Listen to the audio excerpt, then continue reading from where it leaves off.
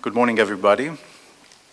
It's such a great pleasure to have you all gathered here today in the place where it all originated some time ago. A new idea about corporate governance. And I'm happy that we have with us not just the ones that have come to this place, but also, you hear? You don't hear? Also, quite a good number of people that are connected online on many different geographies and time zones as a result of the cooperation between different institutions that have set up this event today. We are under the umbrella of Chapter Zero Romania, that is part of an initiative at the global level. Climate governance initiative that started about 4 years ago based on the principles announced in Davos back in 2019 for an efficient climate governance, the 9 principles, and who grew up in many countries, in many geographies, in a number of chapters. Romania is also covered by one of these chapters. Currently, this global community of independent directors and experts in such matters puts together more than 100,000 people in 23 chapters that are active in 50 national territories. And the latest information I have from my colleagues is that there are 26 other chapters that are now in different stages of being set up, so quite a great development in the last few years. So under this neutral umbrella of Chapter Zero and Climate Governance Initiative, we have put together a partnership with EBRD, which is doing green finance and sustainable finance for more than 30 years in our part of the world. We have also in the partnership Bucharest Stock Exchange, who recently celebrated 140 years of existence, with a small gap about 50 years because of the World War II and 4 decades of communism. We have also with us a very interesting story of a global leader in terms of circular economy. They're practicing this business model on a global scale for more than 70 years, even if circular economy for the first time appeared in a economics book in 1988. So they were doing it long before the concept was announced, so to speak. And of course, we have also with us one of the representative, the program director of one of the most successful European projects, which is up and running in 17 different countries, both in Europe and Northern America, but mostly in Europe, which is basically coming to let us know about how to really deal with the carbon footprint in an efficient way, mainly in the transportation and logistics sectors of activity. So a little bit over 1 month ago in this room, where we have usually our, okay, there is an echo there. Usually we have our board of directors meetings for Electrica. As you know, it's the main electricity distribution company in Romania with 40% market share, 3.5 million consumers and consumers, being both business ones and especially physical persons, households.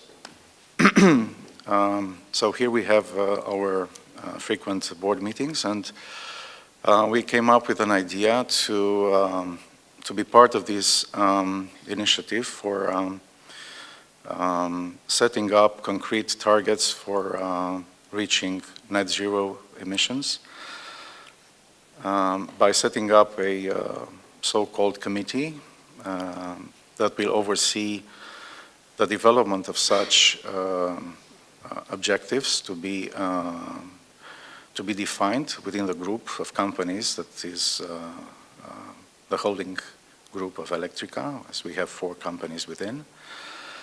And also to set up the KPI system that will be very important in order to ensure the engagement of both the key executives but also the 8,000 employees of the group in order to reach ambitious targets to reduce the carbon footprint in the next years. So we started this, we put this on paper. It was not easy to put a set of rules on paper as we didn't really have, let's say, sources of inspiration. Such corporate structures started to exist only in the last 3-4 years, and there are not that many. To my knowledge, in the top 40 listed companies in Germany, in the DAX 40, only 15 of them have such structures, but not all information is yet transparent.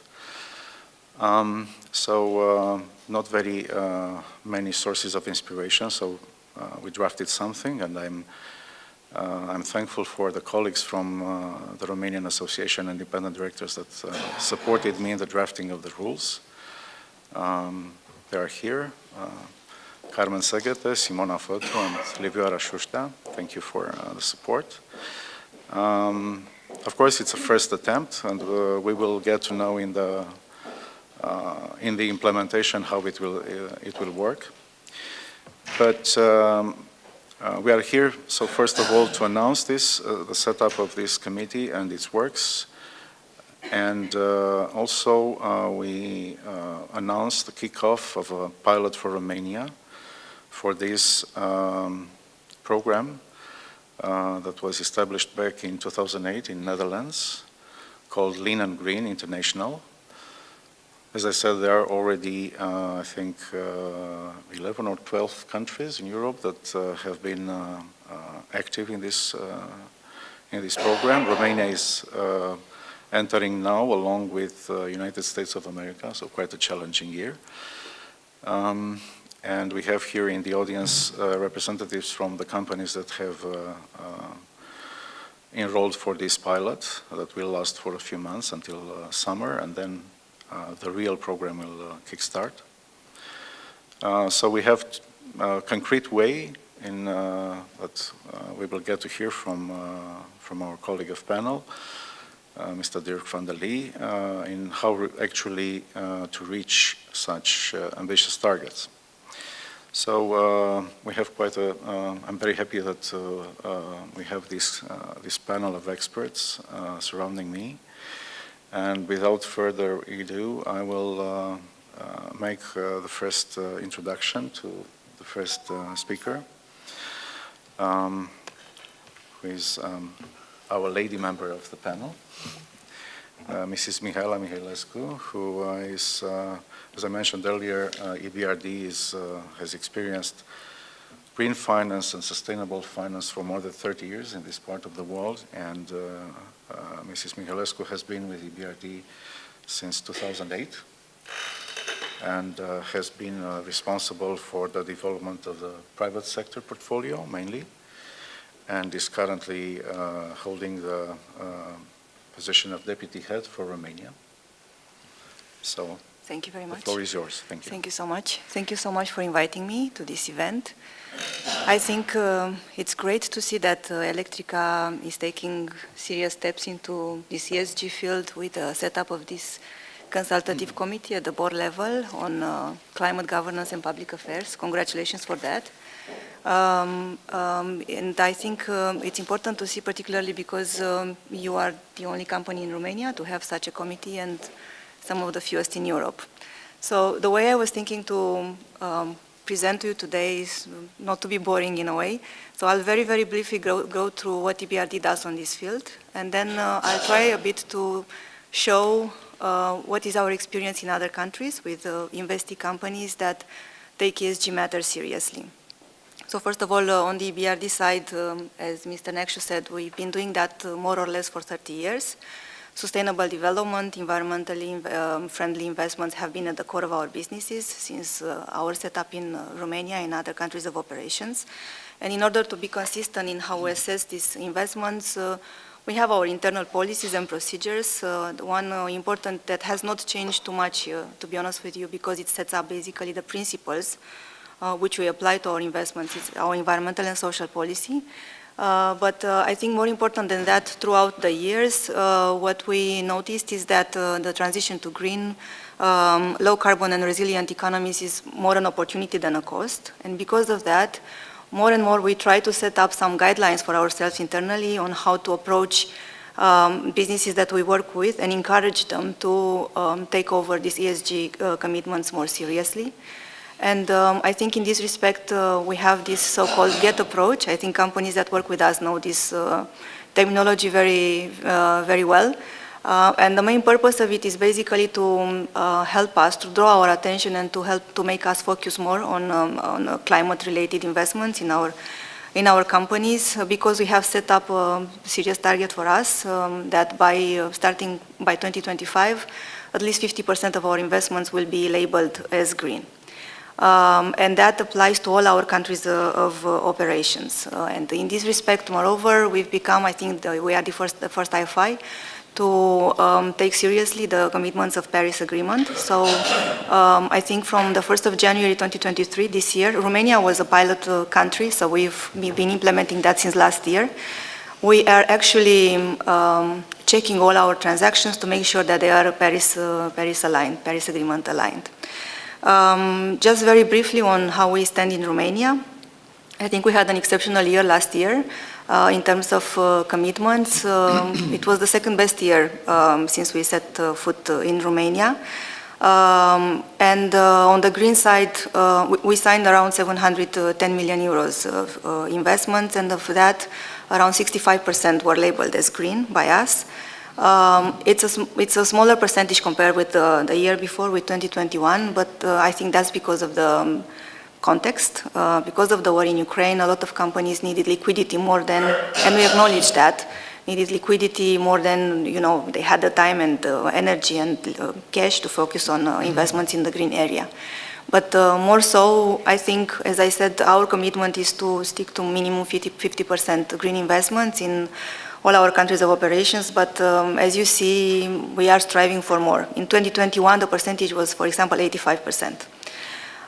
With a very strong focus on the private sector. I think in 2021 we were 90%. Our investments went 90% in the private sector, and a smaller percentage last year. In addition, what we do is that we try to match direct investments in our companies with policy reform where we see that that's needed.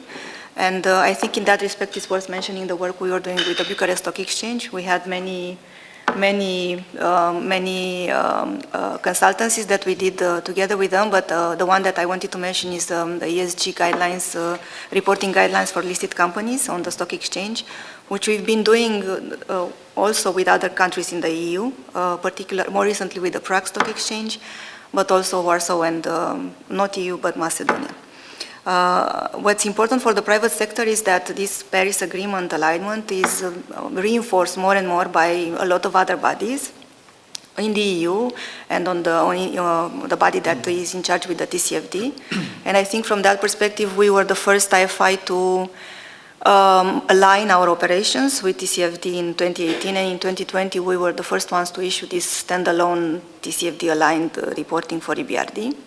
The reason we did it is that we try to lead by example, and we try from then onwards, we try to share our experiences with the companies that we finance. We already have an investment in Romania last year, which committed to align its operations with the TCFD commitments, and we are working together with them to help them achieve that. In the same time, the sustainable finance is very important in the EU in relation to the Green Deal, as you know. And from that perspective, what we see is that the European Commission is putting more and more emphasis on reporting, sustainability reporting. And what that means is that, and I think that's where a committee like the one that Electrica has set up, what is important, the reason it is important to have it is because the European Commission and a lot of bodies in the EU is going to look into how listed companies take ESG matters and how they basically incorporate sustainability into their decision-making, risks approach, and reporting as well. And more so, what we see is that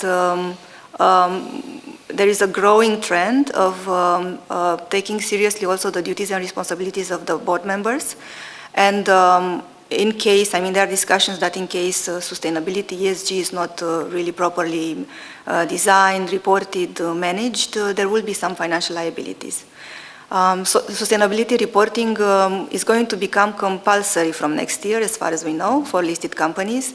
And I think that's important to mention. And because of that, again, the committee is going to be very important for the company to, help it set up a strategy for itself, and processes and systems internally to be able to achieve that. On the risk side for ESG, as you probably know, there are many. It's physical risk, transition, legal. It's a lot of reputational risk as well going forward because a lot of investors are looking into the company's profiles on the sustainability side, and having such sustainability related strategy is going to increase their profile. And also more so what we see is that commercial banks already are very, put more emphasis, are more eager to finance companies that have ESG strategies, related strategies in place. Therefore, I think it's very important. I understand that Romania is still at the beginning in terms of this setup. But to be very honest, I see more and more companies being at least curious about this topic and starting to take steps into this direction.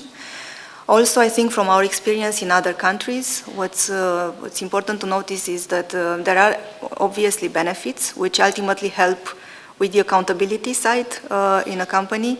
And that's on one side, it helps the company through a strategy that it sets itself under at the board of directors level first, and then being implemented by the management team. All these systems and processes needed to be able to account and report and disclose all these risks and opportunities as well. It helps its clients and customers and suppliers, to identify opportunities and work together under this scope 1, 2, and 3 emissions. And ultimately, it helps the company itself understand the opportunities that are in the market. So, I mean, as you know, we are a shareholder in Electrica since 2014 in the IPO. And while at the beginning, we were very much focused on the corporate governance action plan that we agreed with the company when we entered the IPO. As we became more and more aware through the years about the climate matters and their importance, the risks and opportunities as well associated to it, we share a lot of our experience and knowledge with the company. So I'm personally very happy to see that this consultative committee is being set up, and I'm very sure that it has a very strong track record going forward. So that's all. Thank you so much. I'm happy to take questions after my colleagues present. Thank you very much. So, yes, as you know, as a shareholder, we have approved since last April programs that will allow us to tap up the capital markets in order to launch programs for sustainable and green bonds for Electrica in order to support its strategy to develop also to diversify in the production area in renewables. But we have already a portfolio built up, and hopefully we will be able to really tap the markets right this year. And as you are very well aware of that, it would be very nice that the State Treasury that is publicly announcing for a few months the fact that they are working on making the debut sovereign green bond, that will be very beneficial to have it as a milestone. Hopefully they will be able to do it in the next months, so that we can make use of that by the time we will tap the markets. But anyway, building on your earlier point about the cooperation with the Bucharest Stock Exchange on setting up ESG guidelines, where we are very well connected with this committee with the ESG effort. I would invite Remus Danila, who has been haven't done that, sorry. I will invite Remus Danila, who is with Bucharest Stock Exchange since about 4 years now, since 2019, after being with a brokerage company for more than a decade, with KBC from Belgium, in I think 3 different trading floors. Correct. In the region, and then for a quick stint for a couple of years with Budapest Stock Exchange before being repatriated with Bucharest Stock Exchange. Yes, it was a round trip for me. A round trip, okay. Good to be home. So we are dealing with public and investor relations, as your job title stands in the Bucharest Stock Exchange, and you are directly responsible for the ESG project on the Bucharest Stock Exchange. From that capacity, please, if you can elaborate. Yep. Thank you. Good morning, and thank you very much as well for, for the invitation. Is it too loud? Okay. So, as a representative of the capital markets, what is very important to point out from the beginning, the topic of corporate sustainability in the capital market started, I would say, much earlier, before becoming truly mainstream. And let's say maybe the first important milestone took place actually in 2005, when the UN Principles for Responsible Investments were set up, principles to which a very large number of institutional investors globally adhered from the early stages.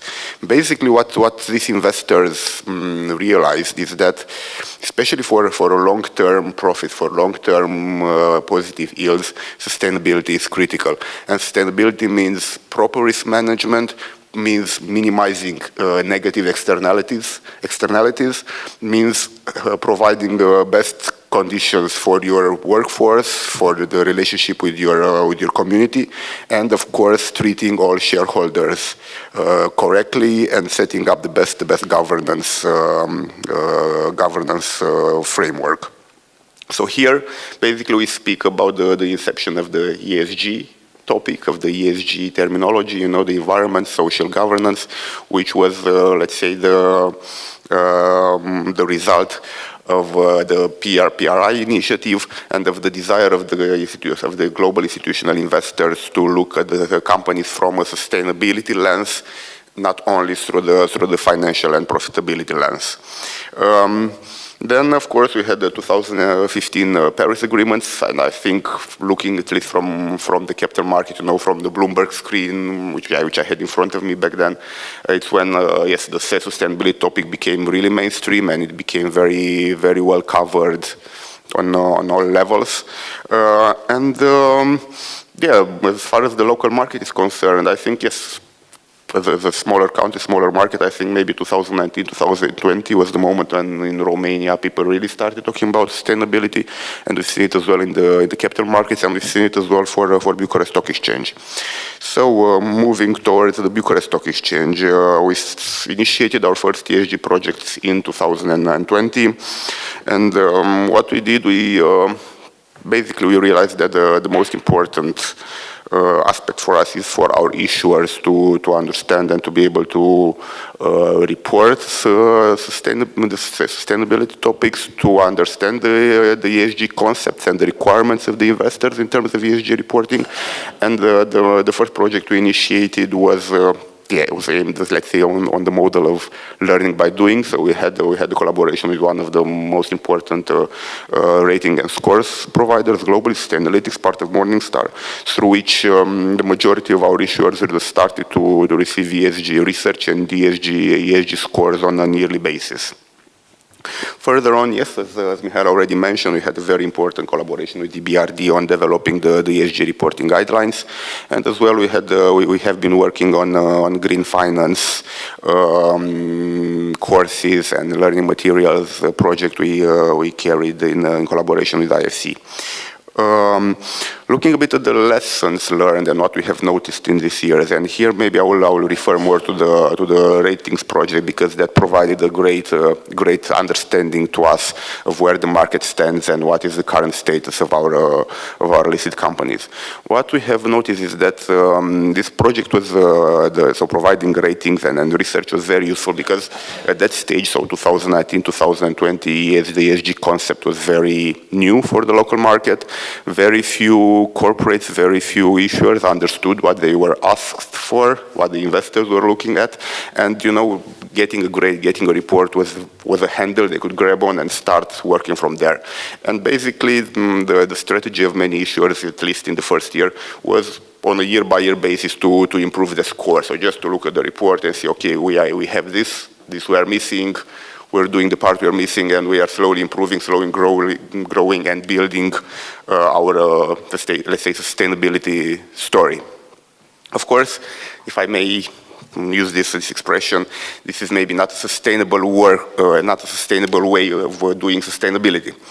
And what we are seeing now, we're seeing a lot of progress, and the event today and the step Electrica made by the establishment of the Climate Governance and Public Affairs Committee is a very, very good example for the whole market, in the sense that what is needed the most is to have a proper sustainability strategy, to look a lot more ahead than 1 year, and maybe some missing points in your scoring report, but rather to be able to set up proper indicators, proper performance evaluation metrics, and yes, to have a sustainability strategy fully aligned with the business strategy of the company.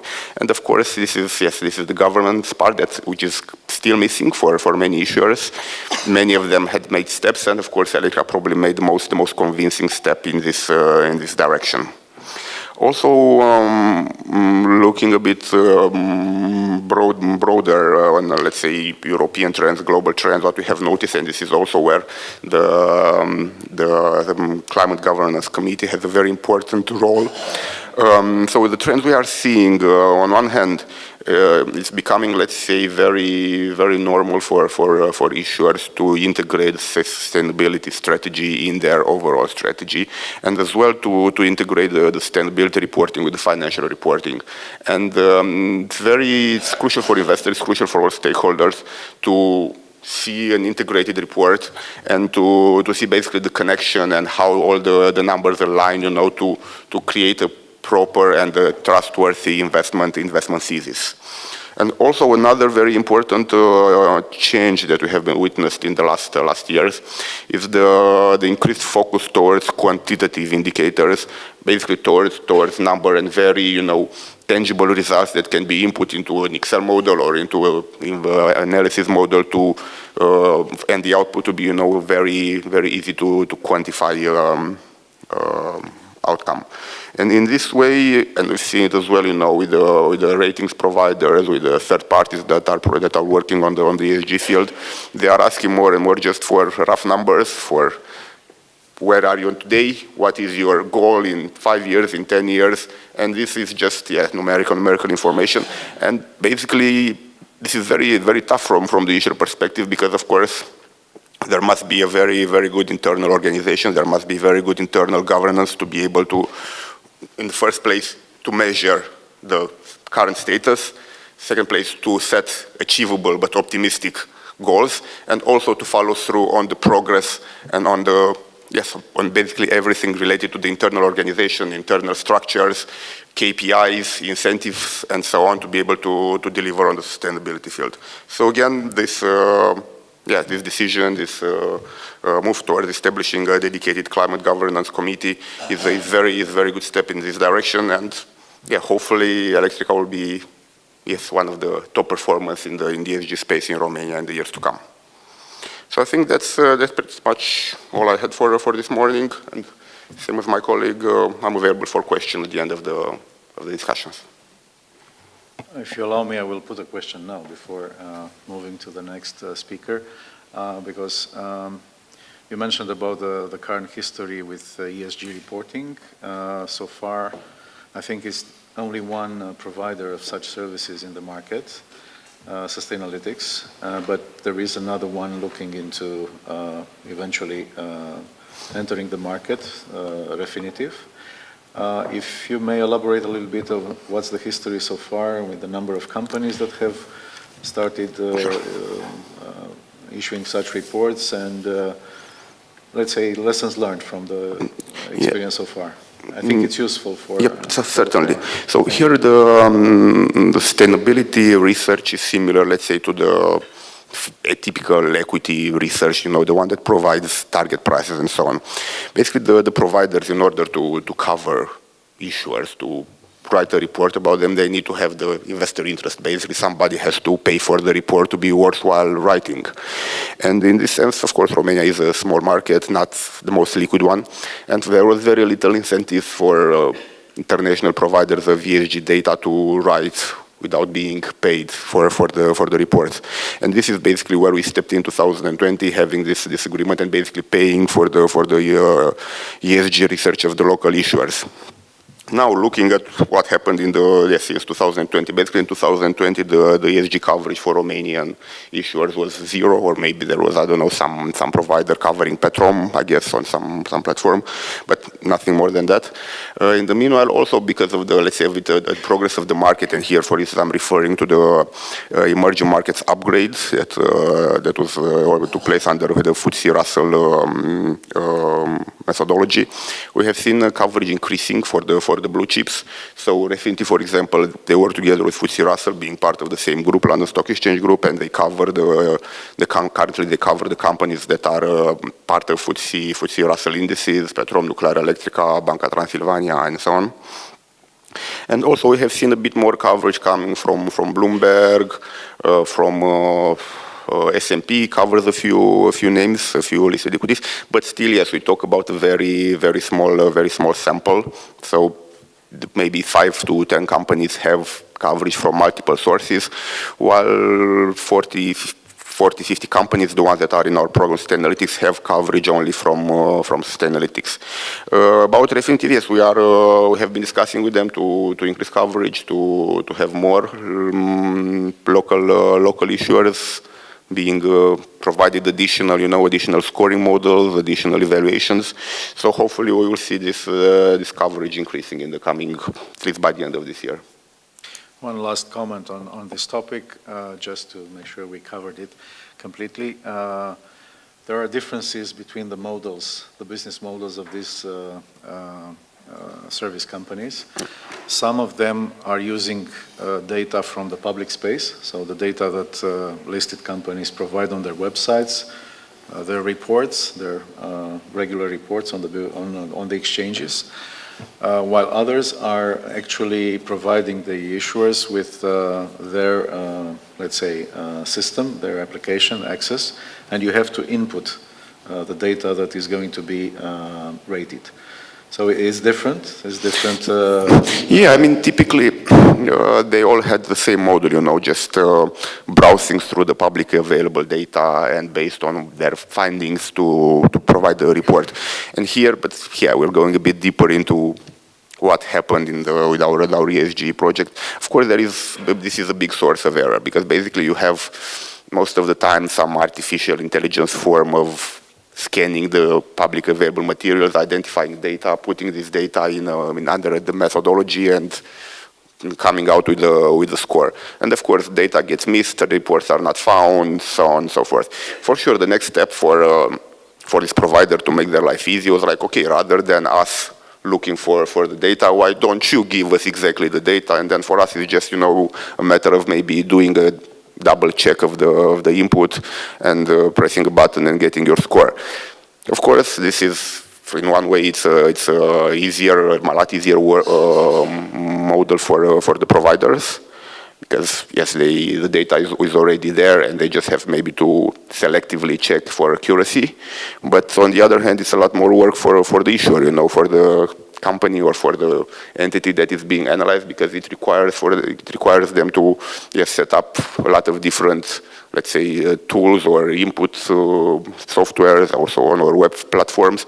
And this data is very complex. For instance, yes, I think in the Refinitiv case there are like 450 data points that need to be filled in for 3 years. Each data point comes with a link to the annual report or sustainability report or the source of the data, so on and so forth. So yes, it's not an easy model, but yes, I think the market overall is making progress.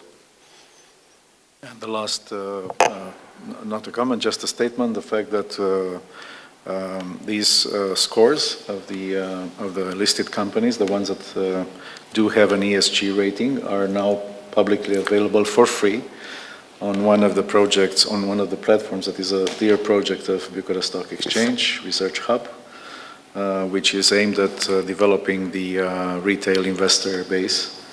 And has been, I think, registering about 20,000 last year, yes, unique visitors so yes. far. Okay. Yeah, thank you very much. I want actually to point out, because this is a very important discussion for us, very important topic when we speak about ESG. What is also very important for the Bucharest Stock Exchange, besides the let's say the education work with the issuer, was to have this data available and all investors to have access to see where the issuers are in terms of sustainability performance. So that's why part of our agreement with Sustainalytics was for us to be able to publish freely, to, let's say, distribute key indicators from their ESG research reports. So yes, we have built this BVB Research Hub site, bvbresearch.ro. We also publish fundamental research there, and we also publish this ESG data. Yet we publish it for the time being only for the issuers who agree that their data is public, so it's on a voluntary basis. We have a lot more scores. Currently, we have like 20 published on the website. Still, it's a very encouraging evolution, considering that last year only 8 issuers agreed to have their ESG scores made public. Now we have 20, so we see that the market is also becoming more transparent and more willing to share the results of their work in terms of sustainability. Thank you, Remus. Thank you. It was very informative. Let me now move on to a different, let's say, line of action. The one coming from, let's say, real activities at the ground floor in really reducing the carbon footprint, which is at the end what everybody is looking into in order to reach these net zero commitments. And I'm happy to introduce Mr. Dirk van der Lee as the next speaker. He is the Program Director of Lean and Green International and Netherlands, a representative program that was started back in 2008, which already has about 240 companies participant in Netherlands only, and about 550 at, let's say, global level, or at least on the 2 continents where it's active.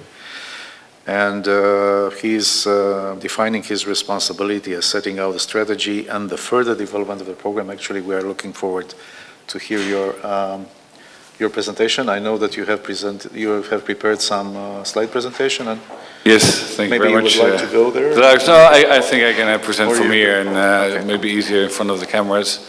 Or is the camera? Well, I'll stay here. I can see the presentation. That'll be fine. Thank you. Thank you very much, Dragos. Thank you for having us here to launch the Lean and Green program in Romania. And I happily introduce the program to everyone here in the crowd and online.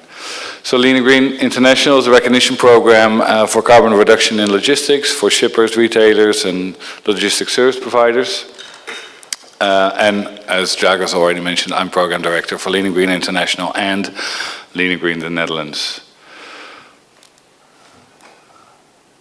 So the Lean and Green International program in the core is a recognition program. So we hand out recognition for verified reduction in the logistical operation.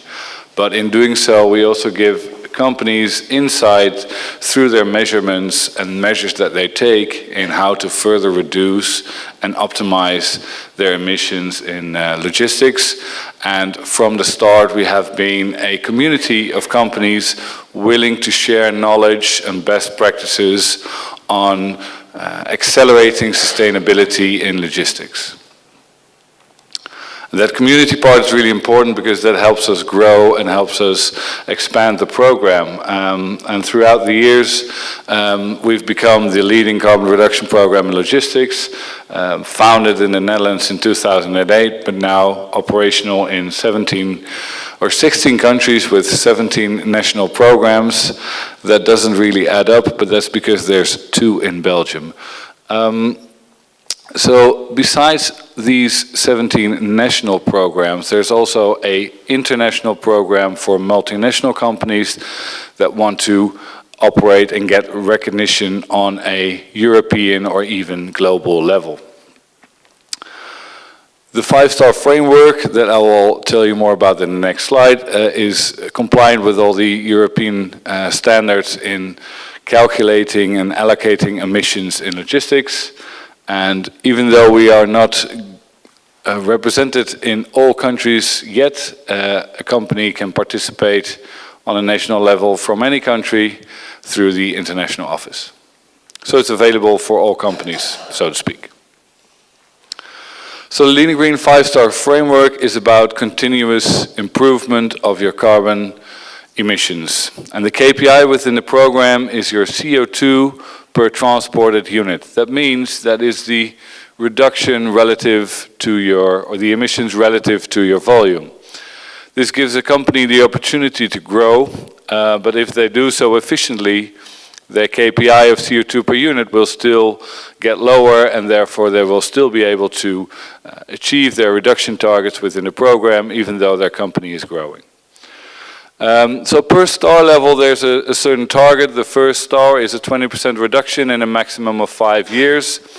Then another 10% in 3 years for the second star, and another 5% in 2 years for the third star.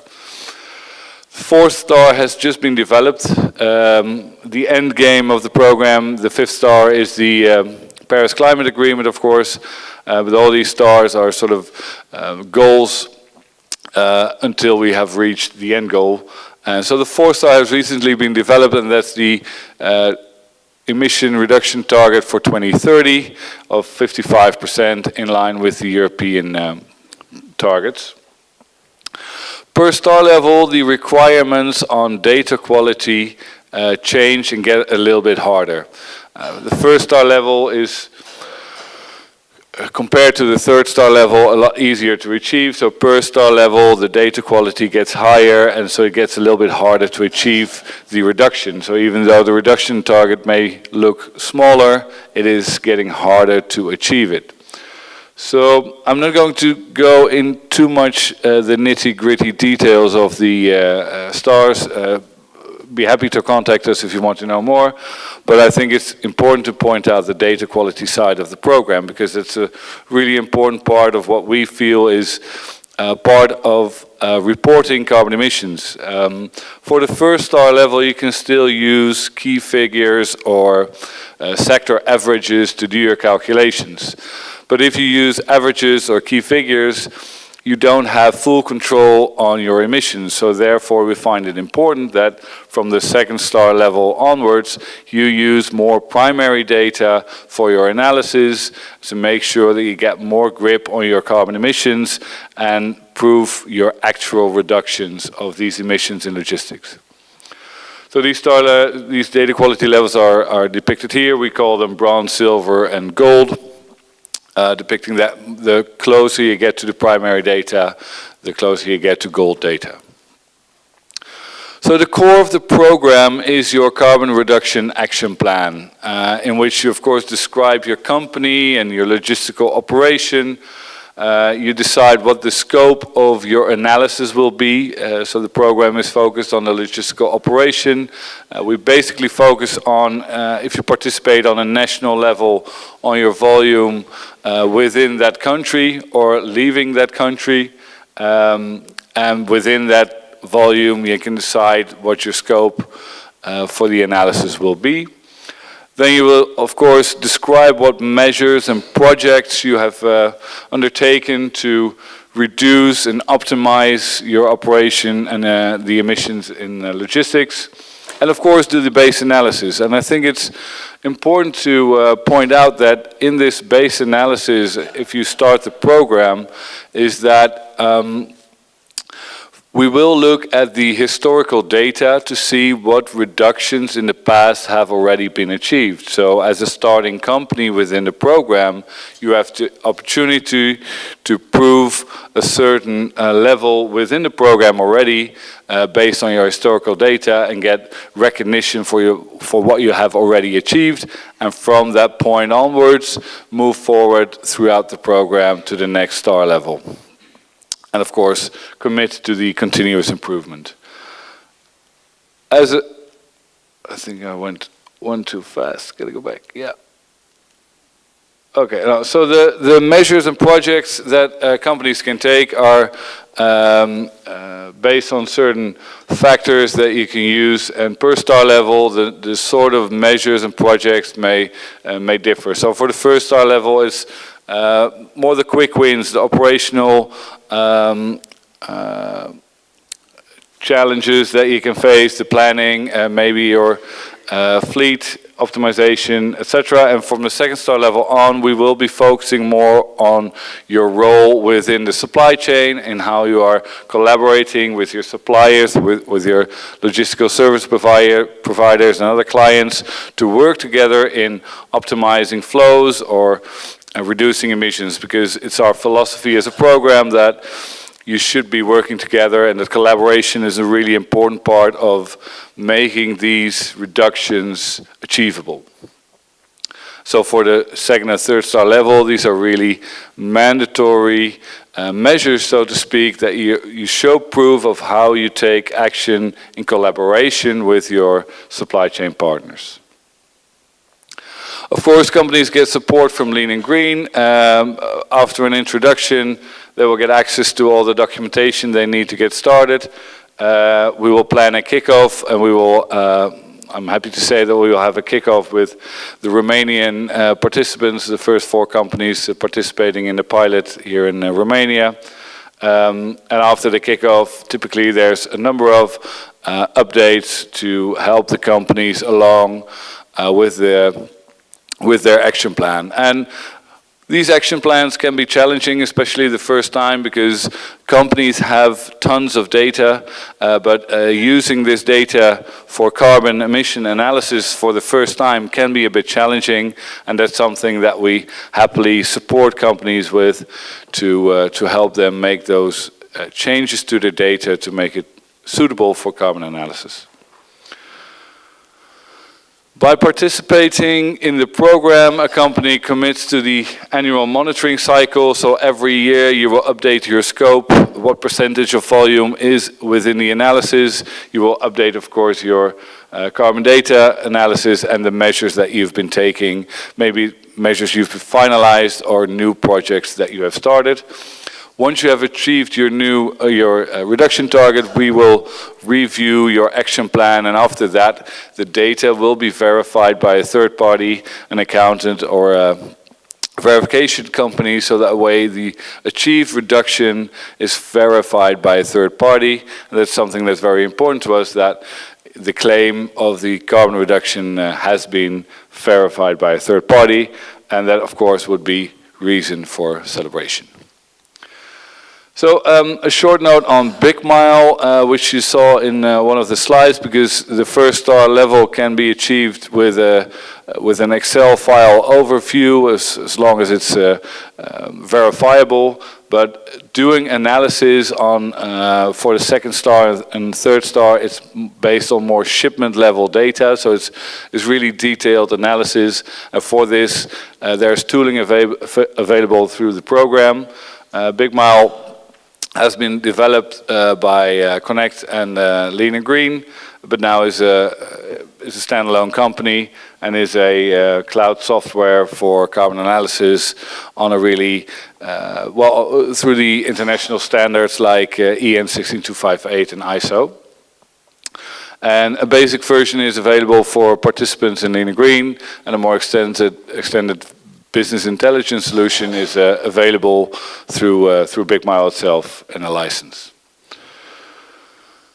So how do we look at the upcoming rules and regulations? Of course, the carbon emission targets in Europe are changing from 55 to 57 now. Carbon reporting is being standardized. It was EN 16258. Now we will have ISO 14083 later this year. Carbon pricing is an important part of the European Green Deal plans, including the Carbon Border Adjustment Mechanism and CSRD. Reporting also on Scope 3 emissions, which is including outsourced logistics. And CSRD is going to be an important one for companies because reporting actual carbon emissions will become the standard in the near future and will have an effect not only for the companies that need to report, but also for the supply chain partners of those companies. A few slides on the CSRD. So from 2025, a lot of companies, approximately 50,000 in Europe, will need to report on these emissions. If you meet 2 of the 3 criteria, so over 250 employees, 50 million of revenue, or 20 million in assets. And the draft reporting standards are being publicized, and the full details for logistics are expected later this year. A couple of elements I want to point out is that companies need to disclose, I have them here, disclose their climate-related targets. Basically, it says you need to have an action plan, you need to have a base measurement, and you need to have a way of measuring every year in what you do, and you have to report not only on your Scope 1, but also on your Scope 2 and 3 emissions. And so this really aligns with the methodology of Lean and Green and really helps companies that participate in the Lean and Green program to be able to report on the logistical emissions in line with the standard of calculating, that is CSRD. I think 2 more things that I want to point out in the CSRD is that you need to report a gross CO2 number, but you also need to report the percentage of data that was, or the percentage of primary data used for the analysis. So if you only use key figures, you need to report on this as well. And the outcome will be audited, and the auditor will want to know what percentage of primary data was used for that number. And also you need to report what methodology you've used to make these calculations, and therefore using primary data and a framework like Lean and Green will be compliant. Then a quick slide on Scope 1, 2, 3. For now, the scope, a lot of logistical emissions for especially for shippers are in Scope 3. So it's an important change that shippers and producers will need to start reporting on their Scope 3 emissions as well. But the fact that companies will need to report on Scope 1, 2, and 3 makes it that as a program we look to the future as well and are looking into how we can make the program applicable for all 3 scopes. So that's something that we are working on for the future to make sure that we align even better with the upcoming rules and regulations from the European Union. So why do companies join Lean and Green? I think it's a good way to show that you're taking responsibility and not just offsetting, but actual reductions. And it's becoming more and more important as well for the hunt for talent. People are looking, especially young people, are looking more and more for sustainability in their employer. But also customers are growing more aware about sustainable transport. And you see more activism in boardrooms as well. And the realization that taking action on climate risk is becoming more important. And if you claim anything about sustainability, it's best to do so with verified reduction and certification. So thank you very much. If there's any questions, feel free to contact us. And thank you very much, Dragos, for this opportunity. Thank you very much, Dirk. I'm sure that there will be questions here and after, let's say, the official setup is closed. I think we are moving ahead now. Actually, it's my pleasure to introduce the next speaker, Mr. Gabriel Ivan, who has been, I think, for almost 25 years, especially in supply chain markets and fast-moving consumer goods area, and has been with CEP Romania since 2018 actually, okay, which is the company that, as I mentioned earlier, it's been really, let's say, the role model in providing a business model of circular economy even before the concept was invented. So quite a long history that is started in Australia, but I will let you talk about that in your presentation, please. Well, thank you for the introduction and thank you for having me here. I'm really happy to see that lately we are much more genuine, interested in sustainability, and I heard a sentence a few weeks ago that data is not going to convince anyone. If that will be true, only data would, and if the data only will convince anyone, and no one is going to smoke on the world. But we just need to bring some story behind the data in order to convince people to make action, to take actions, and to follow some leaders in the industry. You mentioned that we, as a company, were doing circular economy before even know the terms. And I'm going to share today a story of our company with you today in a brief way. We are not going to cover 70 years of history. But having said that, let's have a look on what we prepared for today. So I'm going to share with you, as I said, history of CEP from where we start. And then I'm going to get in some details about what we are doing in Romania. And of course, we are going to share with you today our first steps to get the first star in Lean and Green program. So, the history of CEP. 70 years ago, as a result of logistic operations in Australia done by American Army, remain a lot of, let's say, logistic platforms. When I'm saying logistic platform, I'm referring here on the containers, crates, and pallets. In Romania, we are known those with the blue pallets. And the Australian state decide to use those resources in a very smart way.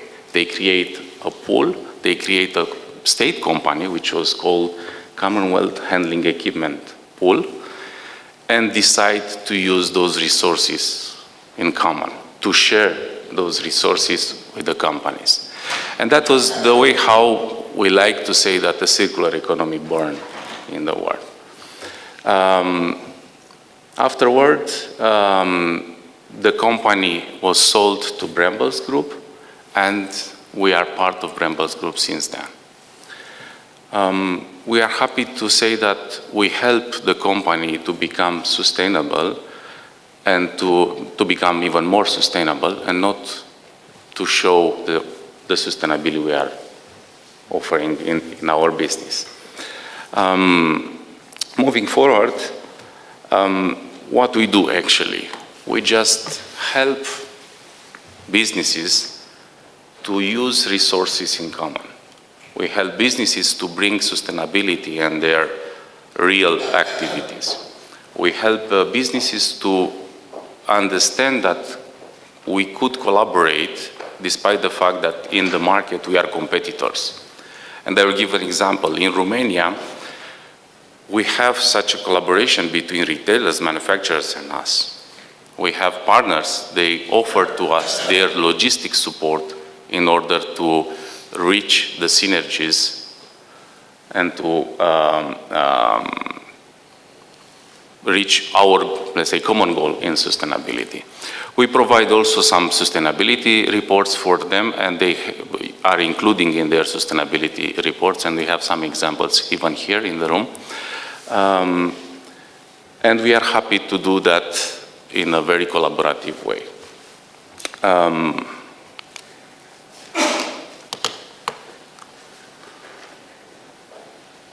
We say that we could do more, but we need to do it together. This is how we are doing actually in terms of collaboration. In terms of the quality of the service or the quality of the pallets, we say that because we are doing in such a sustainable way and because we are using the right materials to produce our assets, our pallets, they are sometimes, this is the feedback we get from the market, 10 times more resistant than others. In the same time, we are happy to report that we are producing almost zero, let's say, waste due to the fact that we are recycling all the materials we use in our process. And of course, we are using wood only from the sustainable certificate sources.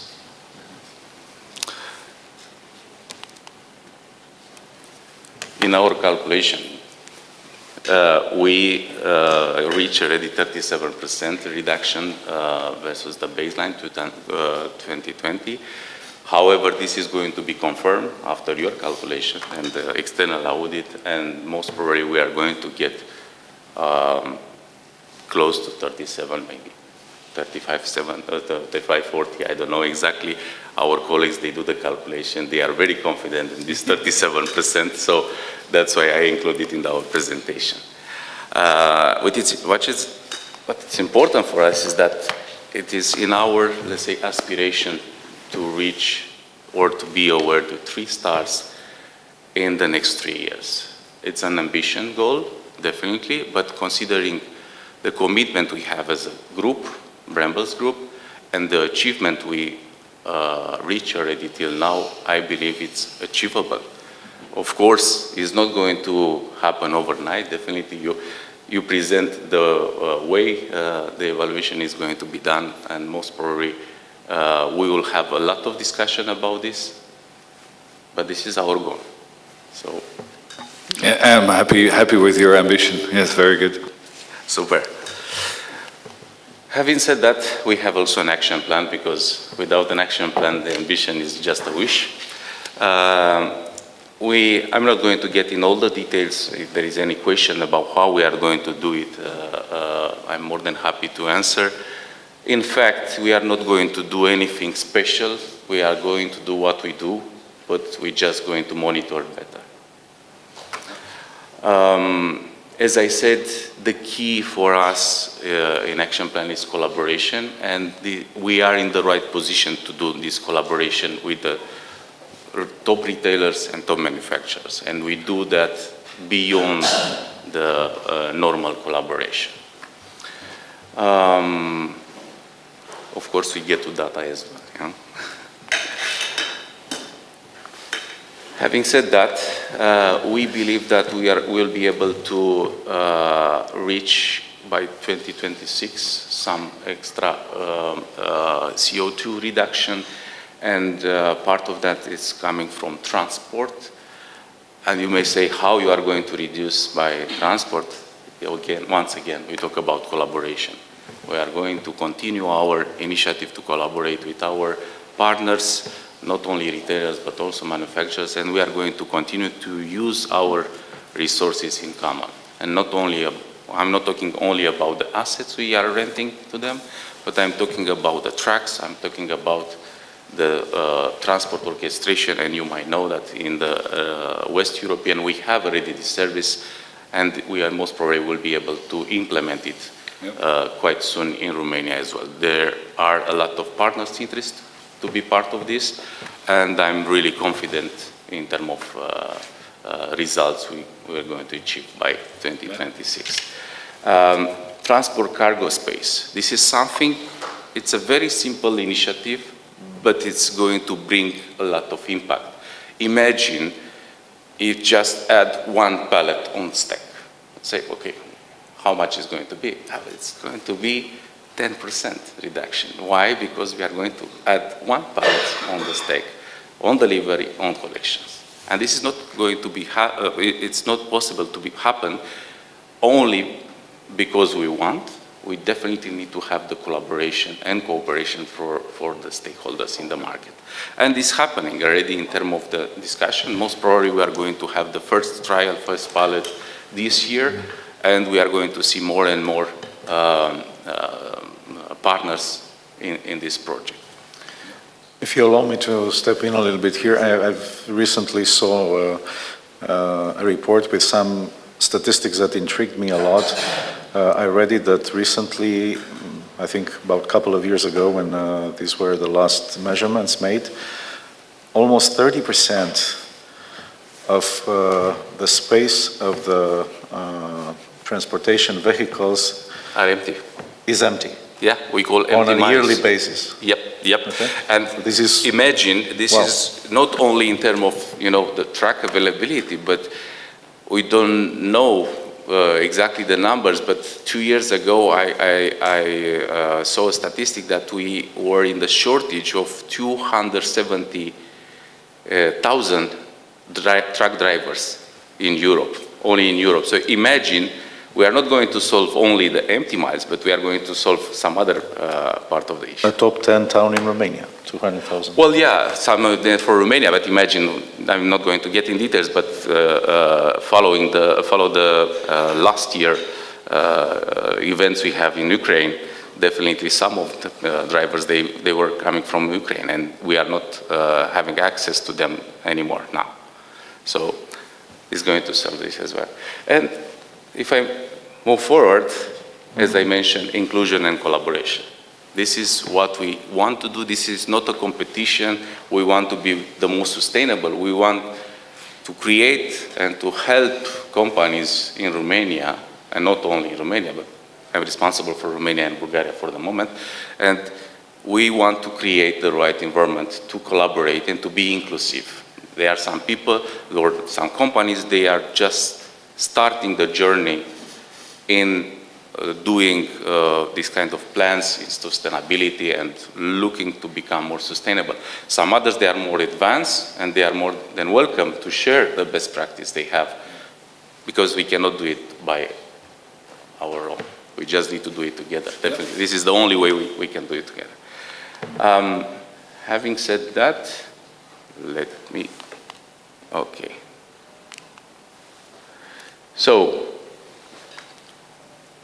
it's clear that in terms of the transport, we mentioned already how we are going to do it, and you mentioned, Mr. Nexon, about the empty miles. Definitely, this is what we want to eliminate. We did through our operations, definitely, but we can do it together with our partners. I give you an example. Almost 5 years ago, when I joined the company, we used to have 2 service centers. Now we have 6. And you say, okay, if you have 6, you have, because your level of business is double and so on. Yes, but the main offender in CO2 emission is the distance. If you manage to have short distance and to do the service close to 100, 150 kilometers, no more, then you solve a lot of emissions. Better usage, as I mentioned, 1 pallet on extra stack is going to solve at least 10% of, this is from our calculation for the moment, but It seems that our colleagues, at least, not me, but our colleagues, they are very good in math and data processing. In terms of collaboration, I mentioned to you that we are look to have on the same table sharing best practice, retailers, manufacturers, and LSPs. We do that with some other sustainable projects like food bank. I'm not going to get in details here, it's not the case, but we managed to bring on the same table top retailers, top manufacturers for a good cause. So we like, as 70 years ago, being pioneer in adopting a circular economy model, now we are promoting not only net zero, but actually, as you saw in our presentation, we are looking for the supply chain positive. That means that we are going to help the companies not only to save, but also to create much more sustainable, let's say, opportunities in the business. As I said, 100% collaboration, zero emission is our goal, and happy to answer to any question. Thank you very much. Quite challenging what you are mentioning. I was intrigued by looking a little bit in your, informing myself for this panel. I saw an intriguing statement you made about a year ago. Mm-hmm. You mentioned at the time that you already achieved a 10-year milestone for building what you call there as a sustainable supply chain, if I'm not mistaken. And you mentioned quite a staggering amount, more than 400 companies that are part of your, let's say, stakeholder group on the supply chain that are part of this universe. How long did it take and how did you do that? In Romania, if you talk about 2 years, it was 8 years and something. It's important to mention that we start 11 years ago, our business in Romania, and our business was starting as results of demand of our customers from the West European. I give some example, P&G, Unilever, PepsiCo, and we can have a lot of top producer. They were looking forward to have the same solution they used to have in the West European. So basically we start the business following our customers, then we develop local approach. And when we mention 400, that we include there our customers and all the retailers which are partners with us in this journey. So they will be part of this program as well. So. Well, yeah, think? We have already with us, and you'll see in the second part, one of our partners is already with us, and I truly believe that we will manage to bring on board much more by the end of this year. And from the feedback I received from the partners, we invited on these calls before this meeting. It seems that all of them, they are interested to understand more and to move forward. If you look to this is, let's say, one comment from my side. 4 years ago or 5 years ago when I joined the company, they were talk about sustainability only 2 per year during the sustainability time or the sustainability report, the CSR report and so on. Now, if I look only on my agenda, I believe I am almost every month in present in one event talking about sustainability with different people. It's fair to say that for me it's the first time I meet you today, and I'm really happy to see that at this moment we are talking about sustainability not only with the NGO people, we are talking more serious with the real stakeholders in the economy. Actually, this is a stakeholder panel, exactly, so to speak, and it's an opening panel. I hope that this is the first of a long series of events as we move along. And as a common denominator, we face in the next period of time, by the time the nitty-gritty of the details will be finalized on this CSRD in the next couple of quarters. I think third quarter is mentioned as being the more or less deadline for having things clear. And it's an open question here. So we talk about already some very strong examples on how things can move forward. And you say that you are going to do basically business as usual from now on because everything is more or less clear in your supply chain. But still, there are going to be quite a lot of challenges in incorporating these ESG and these difficult measurements that have to be validated externally, and we have to create another supply chain of accountants and software producers that are going to validate this, and we have to have very accurate data. So that's something that we have both finance and reporting within companies, 50,000 companies on European level, but I'm sure that there will be thousands of companies in Romania as well. Companies that won't get finance from the likes of EBRD or other creditors if they are not complying with this standard. So there's going to be a big push to incorporate let's say, first of all, to make sure that you have the big data in place, accurate, and then you have the structures to do the proper reporting, and then to incorporate this reporting into standardized reports in the market, especially for the listed companies, but not only.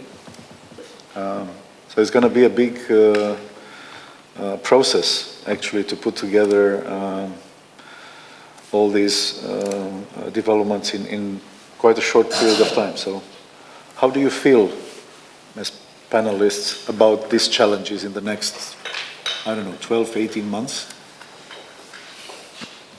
Well, I think from an IFI perspective, our principle is that we cannot finance an investment in a Romanian company unless at least 15% of that investment goes into green areas. And if that's not the case, we are happy to work with the company to adjust a bit the investment plan and incorporate these green investments. As I said before, what we see more and more, and you're right, banks also have internal KPIs, and the National Bank of Romania had a very, very interesting workshop done, I think, 2 years ago on how to incorporate green KPIs into the bank's commitments. And more, by talking to banks, we see that the banks are taking our approach as well. So I think you're right, it's not going to be easy. As I said, I think on this climate reporting, we've done the first step in Romania last year with this company that we financed. And through a consultant, the company is working into making the biggest step. In a way, the most difficult part is setting up the initial benchmark. Especially for companies who have not done that before, it's very difficult, although they have all the systems in place, ERPs and everything. The type of climate reporting is a bit different than the financial reporting. But together with consultants, together with us, we are very happy to work with the companies and through consultants to achieve these targets, because as you said, so it's very important. I think going forward, from next year, once the reporting becomes compulsory for a lot of the companies in Romania, everyone will have to comply, or at least show an action plan on how to comply going forward. If I may, Dragos, I think it's really important that companies realize that it's quite difficult to get all the data. So you better get started in learning what you need to do in the next coming years to make sure you're ready in the next couple of years when it's mandatory. And it's a transition. And in this transition, companies have the opportunity to start with more key figures. You don't have to have the same with the program Lean and Green. You don't have to start with the primary data from the start. You can start with more key figures. But the most important thing is that you start looking at your own data. What do I have? What don't I have? What do I need to do to make sure that I have the data that I want at some point in the future? And collaboration is going to be an important part for this, because also CHEP, they don't own any trucks. they outsource all their logistics. So all their emission data needs to come from their service providers. And they need to start making measures to get that data, to collaborate with their service providers to get this data. And there's plenty of examples within the Lean and Green program, even within the CHEP company in other countries, in how you can achieve this. And there's benefits from both sides, because both sides of the equation need to report. So the collaboration is not just in optimizing your supply chain, but the collaboration is also on supplying data to each other to make sure you can make these analyses. And there's value to be had as well, because I think if you can achieve 37% reduction on carbon emissions, my guess would be that that reduction is on the fuel bill as well. So I think there's financial benefit to be had as well. Definitely, I can confirm that. Yep. Maybe from my side, because yes, the topic is big data, and I have to say that I'm slightly worried about the direction we are heading to, particularly from a position in which, yes, we speak to a lot of, let's say, small companies, small issuers, entrepreneurs, and yeah, it's becoming slightly overwhelming, because, and I think the main reason is that the benchmark and the model is based on, let's say, global multinationals, is based on companies with a lot of resources, with big teams that are dedicated to gathering the data, calculating data, and so on, inputting data in various platforms and towards various stakeholders. And I don't see it in this, let's say, kind of model where, on one hand, yes, we have very complex benchmark, very complex standards, and we have an automatization that uses that huge amount of data to generate more data. I don't know how the small companies, how the entrepreneurs, how the little businesses can adapt. I'm hopeful, though, that yes, because it's been a discussion, you know, in Europe, related to many pieces of legislation and many initiatives, that there should be maybe, you know, a more customized approach towards smaller companies, take into account, you know, the capabilities, the impacts, and yes, to make things manageable and livable for the small guy as well. But if I'm looking at the history, because, you know, history tends to repeat itself, I think that you're mentioning now the hurdles that most of the companies on the aero segment might have as being basically entrepreneurial, some of them in their first 5-7 years of existence. But I'm sure that some of them will find opportunities in this challenge, and they will provide, especially the ones on IT software producers, I assume. Of course, I assume that they will be willing to offer services to support this new ecosystem. For sure, there are many opportunities. I guess what I meant is that the big data world, you know, the drive and the desire to accumulate and to compile as much data as possible is, yeah, it's difficult. It's very challenging for smaller entities. And I'm not speaking, if looking at Romania, about aero, because I guess really we are in a global economy, and yes, we have here co-panelists representing, you know, in European initiatives and working for global companies. And even, you know, I don't know, even the largest Romanian company is 100 times smaller, or I don't know, 20 times smaller than the average American listed company. So if we put it in this perspective, everybody can have a very difficult time implementing this very challenging global model based on, yes, on automatization and big data. But on the other hand, we don't have to reinvent wheels, as we have programs that have already been tested in other markets and can be made of use. And yeah, I think that if we are certainly, but maybe here, if we're wise enough, we can make use of all the valuable experiences that exist. But if there are no other comments from here, I would open the floor to the audience and see if there are any questions coming or comments coming from the ones being with us today.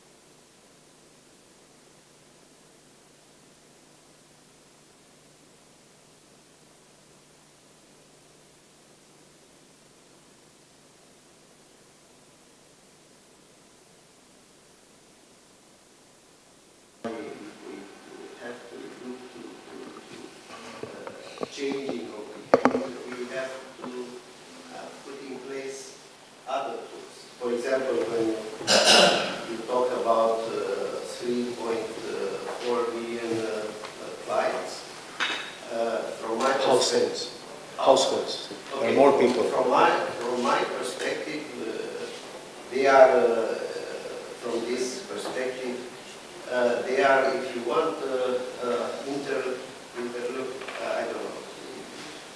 So they are people which you are in contact with them. Sure. So the idea is how you can participate and create let's say, Community. yeah, community, I guess. And because this is a big challenge, how you split your sales part with this community building part. And Sharing values might be an answer. yeah, I don't know. I know it's a very complicated, It's a complicated problem. But what I'm trying to ask you, because sorry to say, but CSRs, it's 90% marketing. It's not changing of behavior program. And I will be interested how you see each of you. You have a different perspective. May I? Oh, sorry. You go first. I think changing behavior starts with raising awareness, because without awareness, there will not be a change in behavior. And I think we all are part of this, either as a program or as a company, to make that awareness be part of the supply chain of knowledge, so to speak. And I think as consumers, we're all consumers here. We have an important role to play as well. It's easy to look at the big companies. It's easy to look at the government because that way you're not looking at yourself. But we've gotten used to next day delivery for free. And we all know for free does not exist. So that awareness needs to come back, and I think companies are a part of that in raising awareness that what the effects, what the implications of our choices are, because in the end that awareness starts with me, you, ourselves. So I just wanted to say very briefly that I think in my view CSR, corporate social responsibility, is basically a step back on ESG. So I think what happens is that as companies grew bigger and bigger, they had to give back to the society, right? So they had to find a way in which to do it according to their vision about society and in line with their strategies.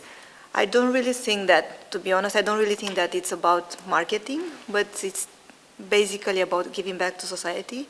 And as climate change became more and more important, this CSR more or less transferred into the ESG matters, okay? With a more focus on the environmental side, true.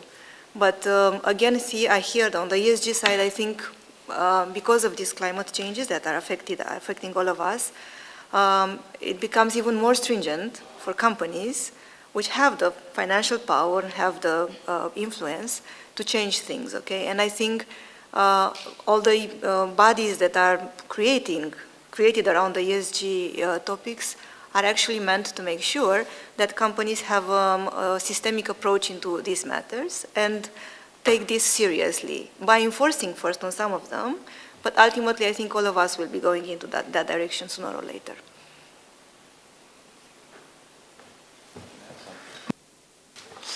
So, first of all, I'd like to thank you to bring into discussion the fact that we need to change a little bit the paradigm. It's clear that if we do the things in the same way, we are going to get on the same results. So basically, we need to change the way we do business, but also the way we are monitor what we are doing. And I have to, I like to share with you that in the past, board members, they were quite rarely monitor in their personal goals the sustainability goals. They have maybe nice to have. Yeah? Lately, I have to say that I saw that majority of the companies listed in the top 500, they put goal, the sustainability goals in their directors' personal objectives. And I believe that this is the trend. So unless we are doing in a clear and a structured way, we are not going to see any other results. On the other hand, we need to start to do sustainable education from the school. We don't have this, at least in Romania, we don't have this behavior encouraged by the school, by the universities, we don't have this. And we need, if we talk about Romania, we need all of us to work on this and to create the right environment and to encourage the young generation to pay much more attention on that. And guess what? I get in touch with a lot of young people because I see them to the interview. I see all the people they join our company. We are a small company in Romania in terms of number of employees. Therefore, I have to see anyone is going to be hired in Romania or Bulgaria. But what I like to share with you is that there is no one single young people come to interview with us without asking about sustainability. So that it's really encouraging.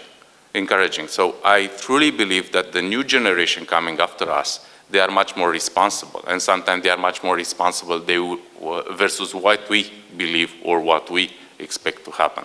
So I'm quite positive looking to the new generation coming after us, and as long as we are working together to create the environment, we are going to change also the behavior and the perspective. Yes, thank you as well for your question. There are two topics I want to approach here. On one hand, so how do we make progress, right? How do we change mentalities? How do we improve the public perception? It was already mentioned, yes, raising awareness, educating, the young population, starting from school with explaining the concepts related to sustainability.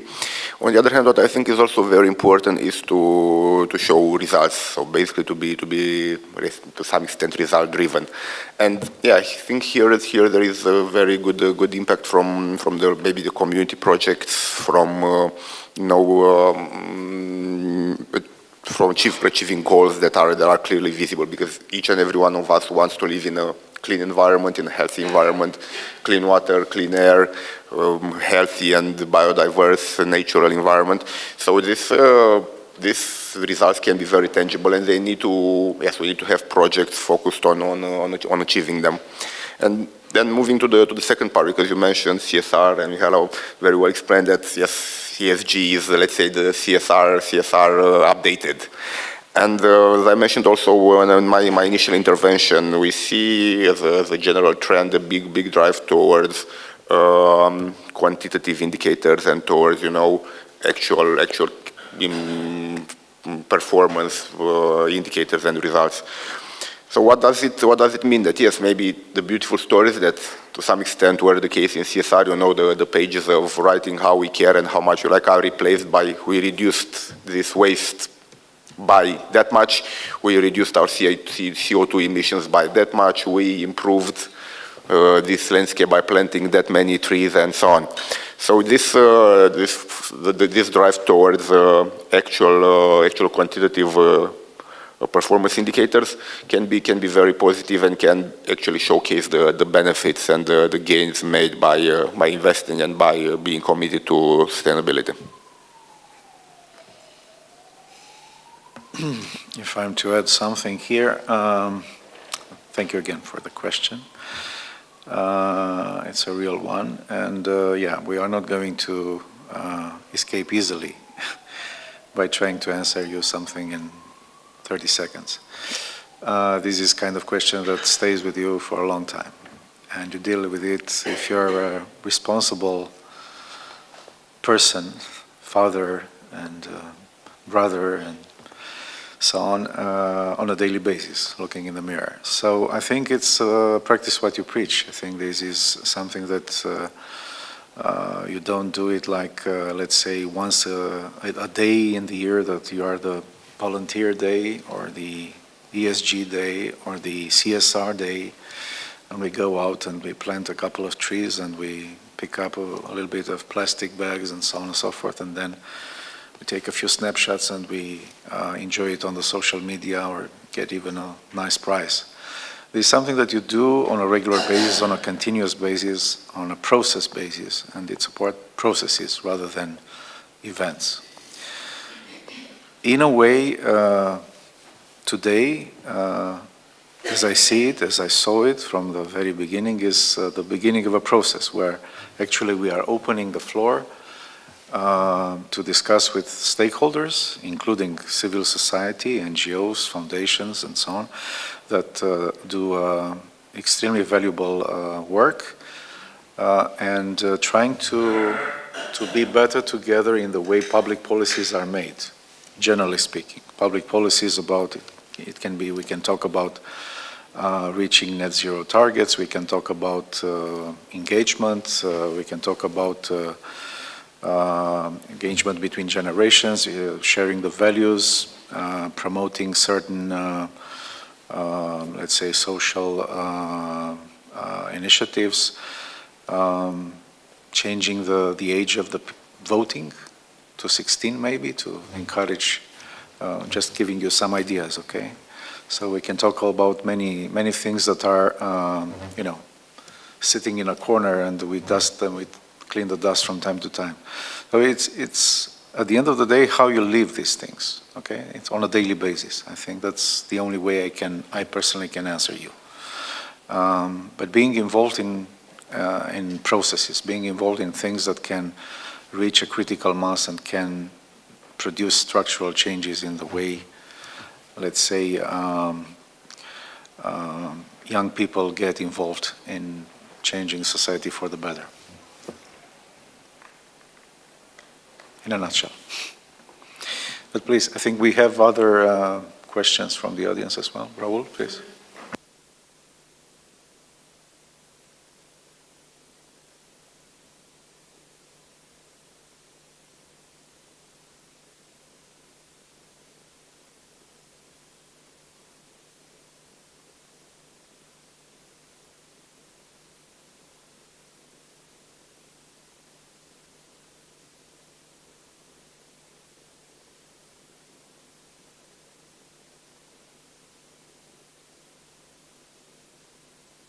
Somehow to the expanding on what this gentleman was saying, we need to step out of this wishful thinking paradigm where we are right now. You said the ESG reporting is increasing from 8 companies to 20 in the stock exchange. There's nothing. It's doubled in last year, it's still nothing.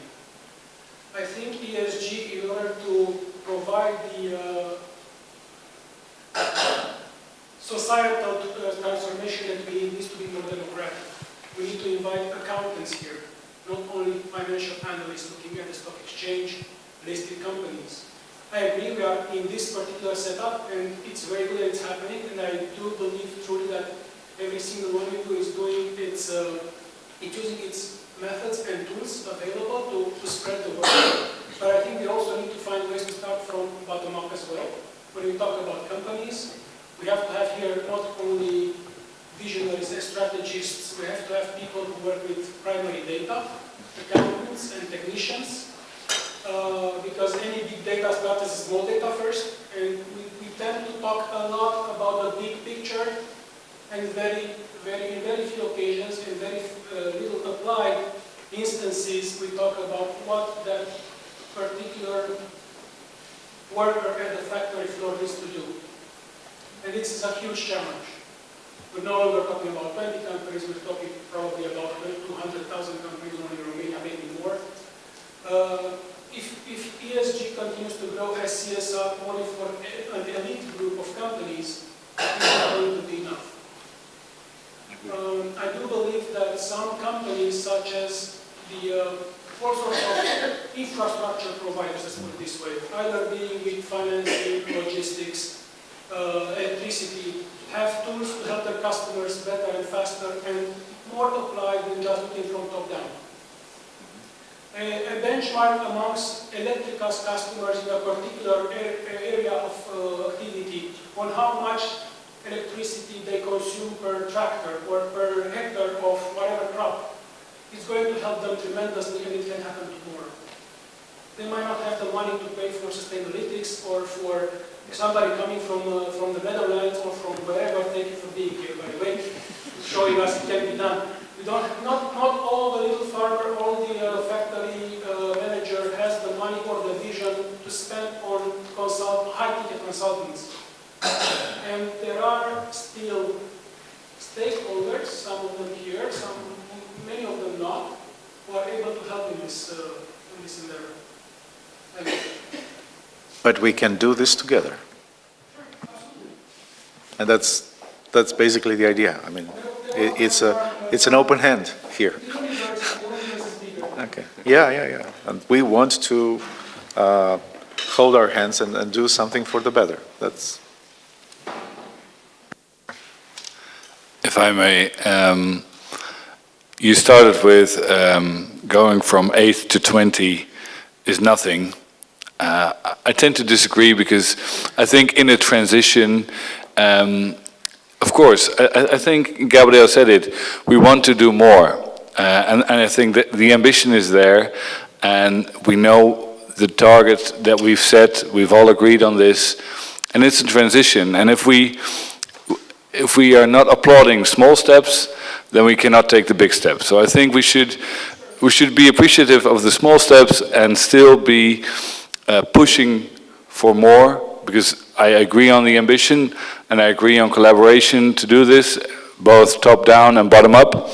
But I think we should also be appreciative of every small step that we take together.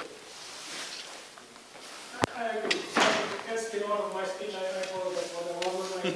It was not my intention to downplay what was being done.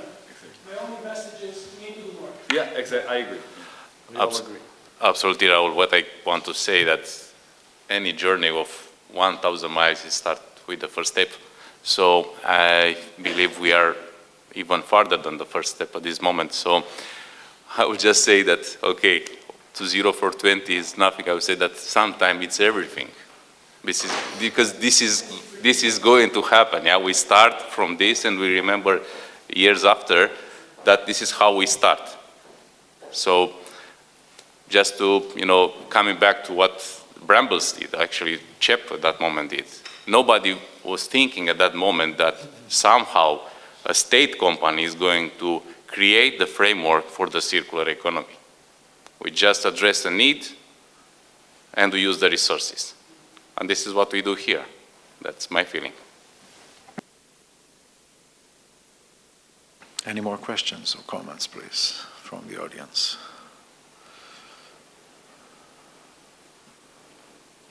I see quite a number of smiles, which is good. But I think also a little bit of tiredness. I think some people are needing a break.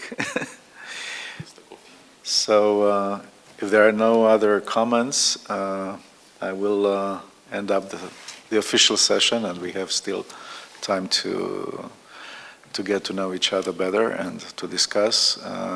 We still have some refreshments waiting for us. But as I said earlier, I'm happy that we have been together almost 2 hours today, and I take it as a promise from the chair I'm sitting and